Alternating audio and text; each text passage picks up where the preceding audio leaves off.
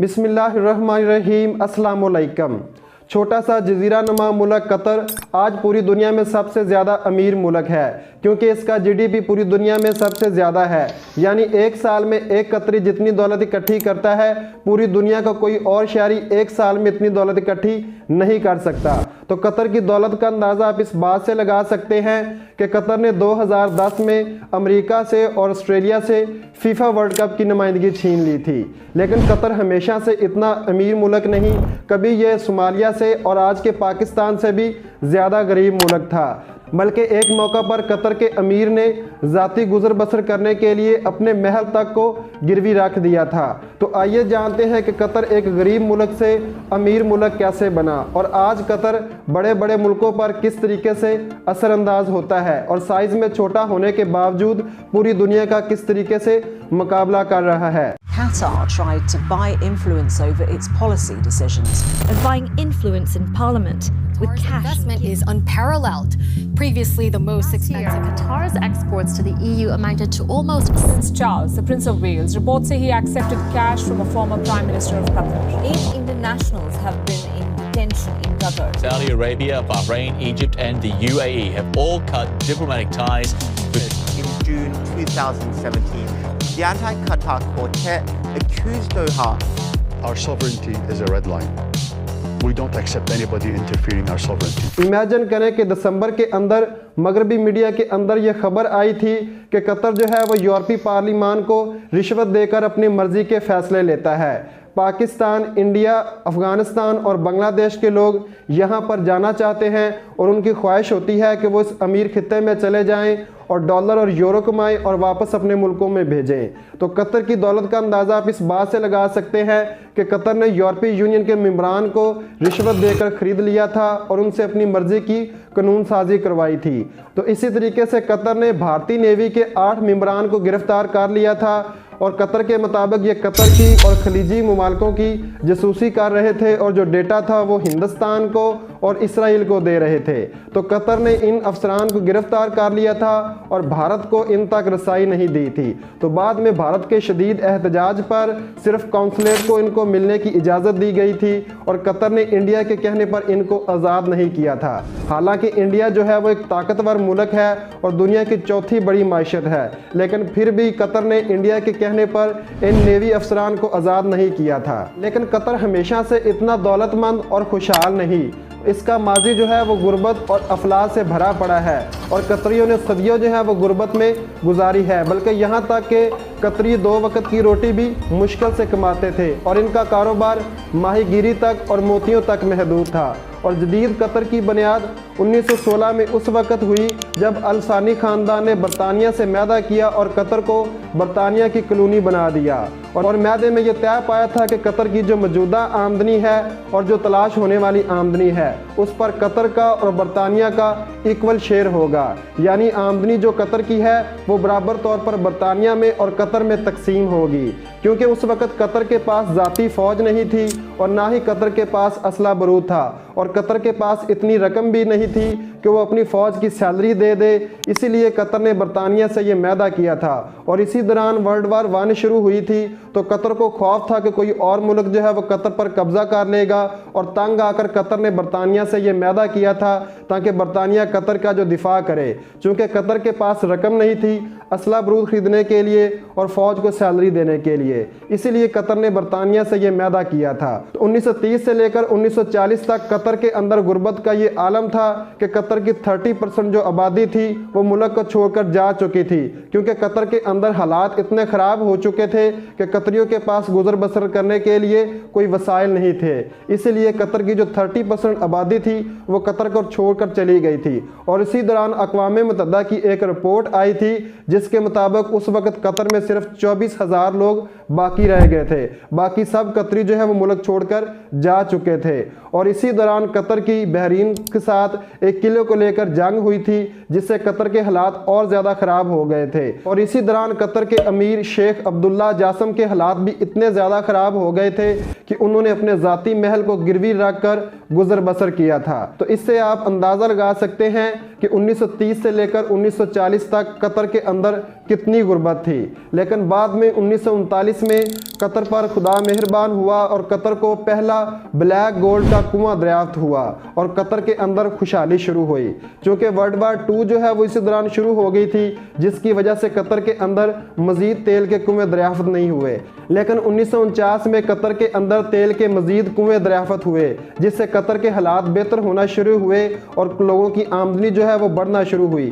पहले लोगों की आमदनी जो थी वो चंद $100 तक महदूद थी और बाद में ये जो आमदनी थी वो हज़ारों डॉलर तक पहुंचना शुरू हो गई। ताहम अब भी कतर जो है वो बेसिकली एक गरीब मुल्क ही था। तो 1971 में कतर को एक और बड़ी कामयाबी मिली कि कतर बरतानिया से आज़ाद हो गया और बरतानिया कतर से फारिग हो गया। तो आज़ादी के 1 साल बाद कतर को अपना सबसे बड़ा खजाना नॉर्थ फील्ड गैस मिला, जिसने कतर की तकदीर ही बदल कर रख दी। तो इमेजिन करें कि कतर का 12,000 किलोमीटर का रकबा है और इसमें से तकरीबन 6,000 किलोमीटर के रकबे पर नॉर्थ फील्ड गैस के ज़खायर हैं, यानी कि निसफ कतर जो है वो इस गैस के ज़खायर से भरा पड़ा है। तो रूस और ईरान के बाद कतर के पास तीसरे नंबर पर नेचुरल गैस के ज़खायर हैं। तो इससे आप इमेजिन करें कि रूस और ईरान बड़े मुल्क हैं, जबकि कतर जो है वो बहुत छोटा मुल्क है। तो उसके हिसाब से कतर के पास ईरान और रूस से ज़्यादा नेचुरल गैस के ज़खायर हैं। लेकिन 1972 में ये गैस दरियाफ्त होने के बावजूद कतर 14 साल तक इस गैस से फ़ायदा नहीं उठा सका, क्योंकि कतर उस वक्त भी एक गरीब मुल्क था और कतर की सरहद जो है वो सऊदी अरब के अलावा किसी दूसरे मुल्क से नहीं मिलती थी। तो कतर के पास इतना सरमाया नहीं था कि वो समंदर के अंदर गैस पाइपलाइनों के ज़रिए से इस गैस को दूसरे मुल्कों तक पहुँचा सके। लिहाजा कतर जो है वो 14 साल तक इस गैस से फ़ायदा नहीं उठा सका। और बाद में 1995 में शेख तमीम बिन हमाद ने अपने वालिद की हुकूमत का तख्ता उठ दिया और जदीद और ताकतवर कतर की बुनियाद रखी। शेख तमीम बिन हमाद समझदार और अक्लमंद आदमी थे। उन्होंने जान लिया था कि अगर कतर ने तरक्की करनी है तो इस गैस को सही तरीके से इस्तेमाल करना होगा। लिहाजा शेख तमीम बिन हमाद ने -161 डिग्री पर इस गैस को पहले माया में कन्वर्ट किया और बाद में इस गैस को बड़े बड़े कंटेनरों में ज़ख़ीरा कर लिया और बड़े बड़े बहरी जहाज़ों के ज़रिए से इस गैस को दूसरे अमीर मुल्कों तक पहुँचाया और अरबों डॉलर कमाए। तो इस गैस की वजह से कतर के पास इतनी बड़ी दौलत आ चुकी है कि इस दौलत के ज़रिए से कतर बड़ी बड़ी सुपर पावर को ज़ेर कर रहा है। अब 2010 में फीफा वर्ल्ड कप की नुमाइंदगी को ही ले लीजिए। तो 2010 के अंदर जो 2022 के अंदर कतर के अंदर फीफा वर्ल्ड कप हुआ है, इसकी नुमाइंदगी की बात हुई थी। तो इसके सामने अमेरिका और ऑस्ट्रेलिया थे और वो भी इस फीफा वर्ल्ड कप की नुमाइंदगी लेना चाहते थे।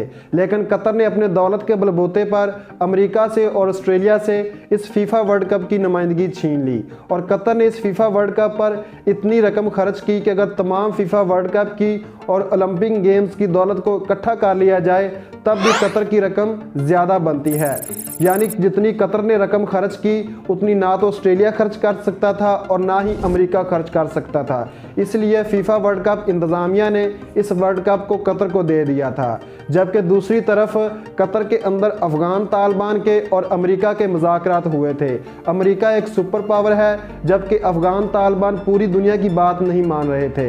लेकिन कतर ने अमेरिका और अफ़गान तालिबान के मुज़ाकरात करवाए और अमेरिका को अफ़गानिस्तान से निकलने में मदद की। यानी कि कतर साइज़ में छोटा होने के बावजूद अमेरिका जैसी सुपर पावर की मेज़बानी कर रहा है और अमेरिका की मदद कर रहा है कि वो अफ़गानिस्तान से निकल जाए। ये सब इस वजह से है कि कतर के पास इतनी बड़ी दौलत है कि दुनिया के किसी मुल्क के पास इतनी ज़्यादा दौलत नहीं है। थोड़ा सा पीछे जाइए और 1917 को याद कीजिए। Saudi Arabia, Bahrain, Egypt and the UAE have all cut diplomatic ties with Qatar. The blockade of Qatar by Saudi Arabia, the United Arab Emirates, Bahrain and Egypt has ended. जब गल्फ कंट्री ने Qatar पर पाबंदी लगा दी थी कि Qatar जो है वो दहशतगर्दों की मामनत करता है और अल जज़ीरा टीवी जो है वो अपने नशरियात के ज़रिए से अरब कंट्रियों के अंदर बगावत करता है और अल जज़ीरा टीवी जो है वो ईरान से मिला हुआ है। तो लिहाजा मिस्र ने, यूएई ने, बहरीन ने और सऊदी अरब ने कतर पर पाबंदी लगा दी थी कि कतर जो है वो ज़मीनी, फ़ज़ाई और समंदरी हदूद इस्तेमाल नहीं कर सकता। कतर ने ईरान और तुर्की के साथ मिलकर इन पाबंदियों का जवाब दिया था और इन पाबंदियों का कतर पर कोई असर नहीं पड़ा था और बाद में सऊदी अरब ने मजबूर होकर कतर से ये पाबंदियां उठा ली थी। यानी ये चारों मुल्क मिलकर भी कतर का कुछ नहीं बिगाड़ सके थे और कतर ने अपनी दौलत के ज़रिए से इन कंट्रीज़ को मजबूर कर दिया था कि कतर पर से ये पाबंदियां उठा लें।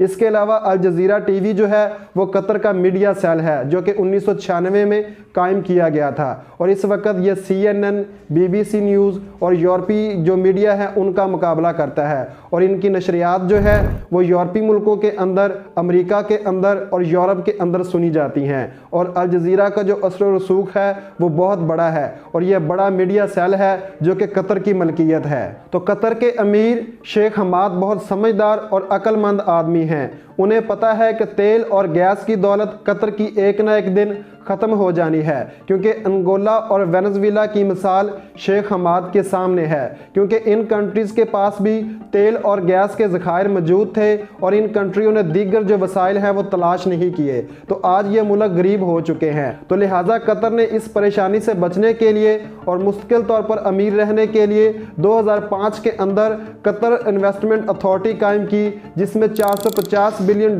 के फंड रखे। तो तुर्की की एनाडोला एजेंसी के मुताबिक 2020 में कतर ने 40 से ज़ायद मुल्कों के अंदर $400 बिलियन की सरमायाकारी की जिसमें जर्मनी के अंदर $23 बिलियन की सरमायाकारी की, बरतानिया के अंदर $53 बिलियन की सरमायाकारी की और जो सेंट पीटर्सबर्ग का एयरपोर्ट है उसके 25% शेयर खरीदे और रूस की जो सबसे बड़ी ऑयल की कंपनी है उसके जो है वो 25% शेयर खरीदे।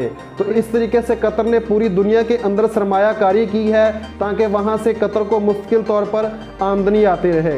इसके अलावा कतर ने अमेरिका के अंदर भी भारी सरमायाकारी की हुई है और अमेरिका के अंदर से भी कतर को आमदनी आती है। अगर कतर के पास गैस और तेल के ज़खायर ख़त्म भी हो जाए तो कतर जो मुख्तलिफ कंट्रीज़ के अंदर सरमायाकारी कर रहा है इसके ज़रिए से कतर को आमदनी आती रहेगी। कतर के अमीर ने कतर को मुस्तकिल तौर पर अमीर रखने के लिए इस तरीके की मनसूबाबंदी की है कि कतर कभी भी गरीब मुल्क ना हो सके।